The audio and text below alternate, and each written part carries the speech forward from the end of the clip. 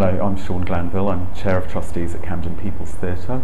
I'm also a trustee for New Work Network and the London Buck Society.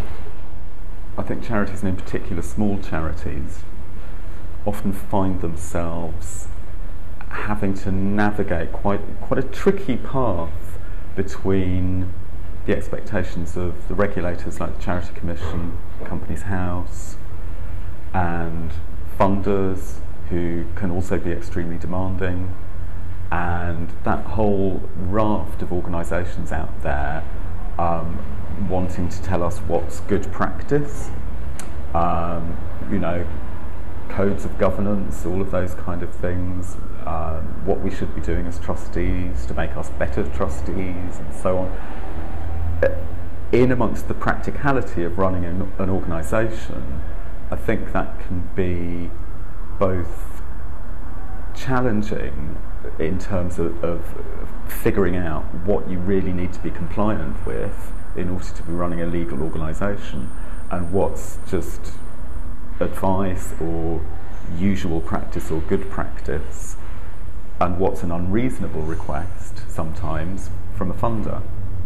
I mean, I think the good practice issue is really interesting as well, and who says it's good practice and why is that perceived as good practice?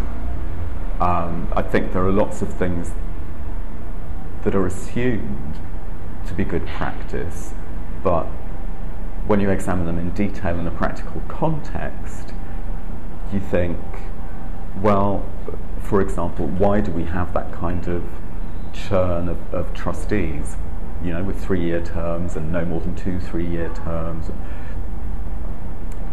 Yeah, there's an argument about keeping the organisation alive and bringing in new blood, but there are contrary arguments in terms of stability, the long game, strategy, and all those sorts of issues.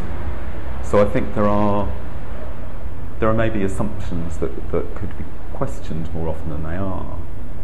And I think one of the things that we as trustees of charities should do is occasionally to go back and look at our constitutions and examine whether they're still fit for purpose.